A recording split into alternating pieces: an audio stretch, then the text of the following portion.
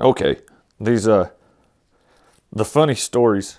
I had a comment that said, "I love the stories. Tell me another story." So this is kind of a bunkhouse story. Uh, some years ago, I was in a certain town that's got a lot of great big casinos in it, and I was there on business, and I was there by myself, and being by myself, I didn't want to go to a restaurant and eat or anything like that. I like smoky old bars. I just like bars. And so this hotel had a really fancy steakhouse on the very top floor, and I just chose to just sit at the bar. And I was just having hors d'oeuvres for dinner and a couple of drinks. So I was having hors d'oeuvres, and this is on Friday night. So the way bars work is that you've got the main bartender, you've got the secondary bartender, and then you've got the third bartender. And on a Friday night or Saturday night even, that third bartender is usually a kid, and this is kind of his chance at doing something. On a Wednesday night or whatever, there's not a lot of money to be made in tips, and so that's usually when you got the third string bartenders on.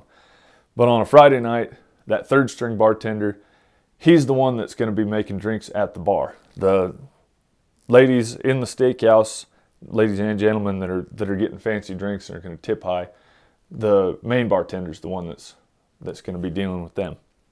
So anyway, I'm sitting at the bar, so I've got the kid as the bartender, and it was a nice gentleman. His name was Matthew, and we were talking and having a good time and this and that and the other thing. And it was a nice evening, and two suits walk in, and you could just tell from the employees that these guys were really, really important guys. The whole demeanor of the place changed, and everybody got pretty tense pretty fast.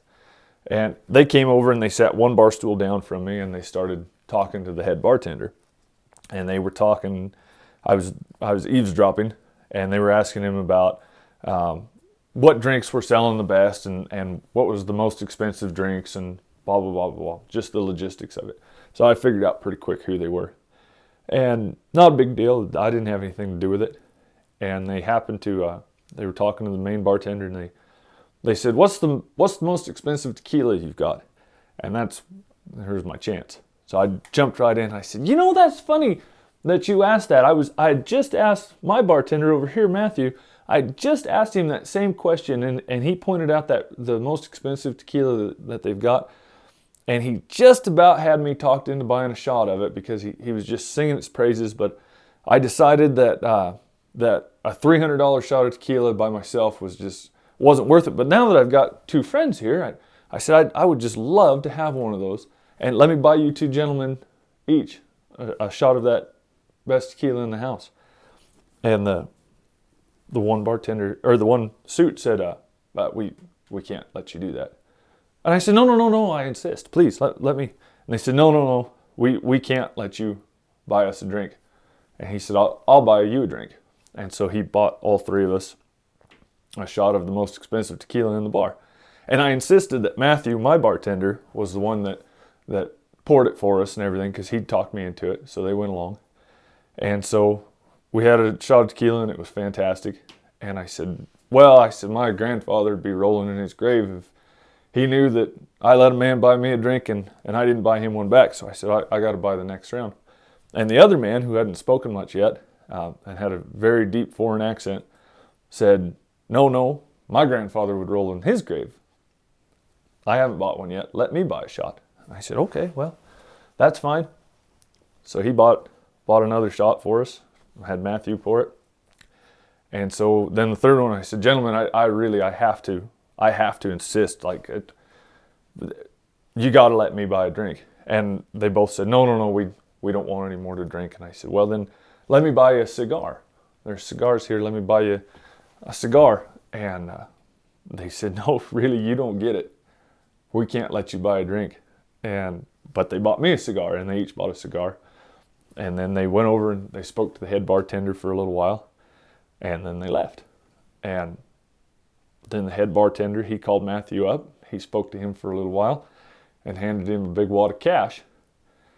And then they went on their business. And Matthew, he came over to me. He says, do you know who those people were? And I said, no, not for sure, but I had a pretty good idea. I kind of figured it out. He said, that was the owner and the CEO of this casino. And I said, yeah, that's kind of what I was thinking. And he said, well, I've got to tell you, your drinks are on me tonight. I said, well, what do you mean? He says, yeah, the head bartender, he told the owner and the CEO that they only sell about 3 shots of that tequila a month. And here I had sold 3 of them in one night. And so they gave me a $500 tip and gave me a raise on top of that. And I'm supposed to be the 3rd string bartender every weekend now. So he says, I'm buying your drinks. I said, well, cool. I appreciate that. And a few minutes later, the head bartender comes over and he says, hey, your drinks are on me tonight. And I said, no, you can't. Matthew beat you to it. And he says, what, are you eating? And I said, yeah, I'm having dinner. He says, well, your dinner's on me. And I said, well, why? He says, you do not realize how big of a wreck we've got going on right now.